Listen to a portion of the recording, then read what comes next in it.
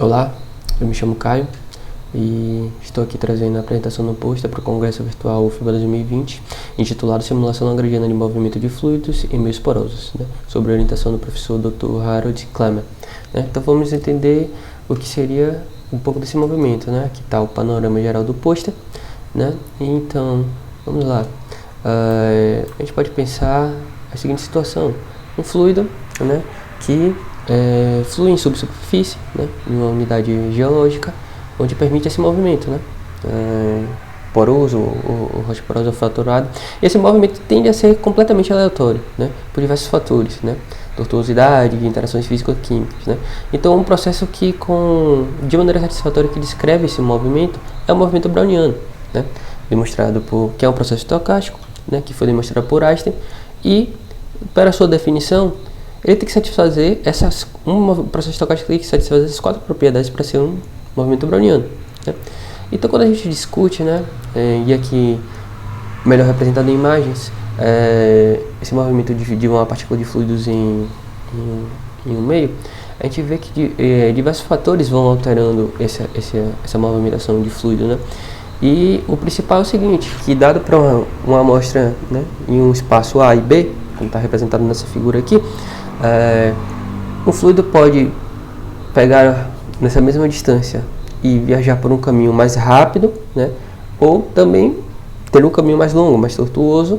e também entre dois fluidos eles podem ter uma diferença, uma distância, como se fosse pensar uma distância, uma distância transversal entre um e outro. Então, o fenômeno pode ser descrito pela equação de transporte, se a gente pensar em uma propriedade de concentração também, por essa equação diferencial parcial, E esse fator D, que está aqui acompanhando a segunda derivada da concentração, é um fator importante porque vai correlacionar fisicamente o fenômeno que explica essa diferença no caminho do fluido em uma passagem, que são os fluidos os coeficientes de dispersão mecânica, transversal e longitudinal. Das referências a gente consegue achar uma demonstração que esses coeficientes de dispersão, tanto longitudinal e transversal, têm relação direta com o movimento browniano, E para daí a gente consegue, como resultado, escrever um programa para simular vamos dizer assim, esse passeio do fluido em um ambiente poroso,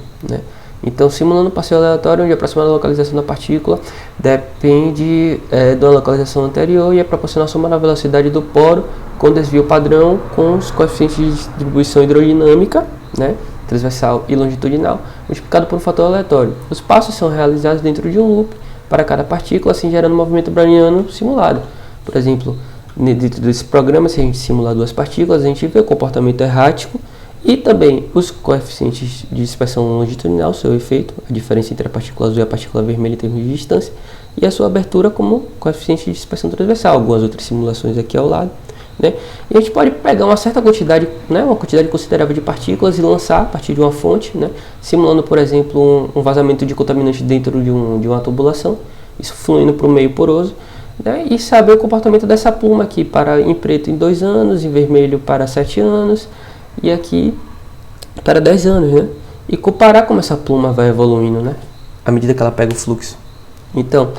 com isso, além disso, se a gente der um zoom, a gente consegue quantificar estatisticamente como está essa diluição dessa pluma, Então, isso ajuda, por exemplo, a geólogos e geofísicos a caracterizarem melhores propriedades de fluidos que fluem em ambientes geológicos e seu determinado alcance, para daqui a algumas simulações, para daqui a alguns espaços de anos, Então, isso é a parte do trabalho, de graduação, e que eu queria agradecer à UFBA e ao INCT, por permitir continuar a realização desse trabalho, Aqui estão as referências e é isso, obrigado.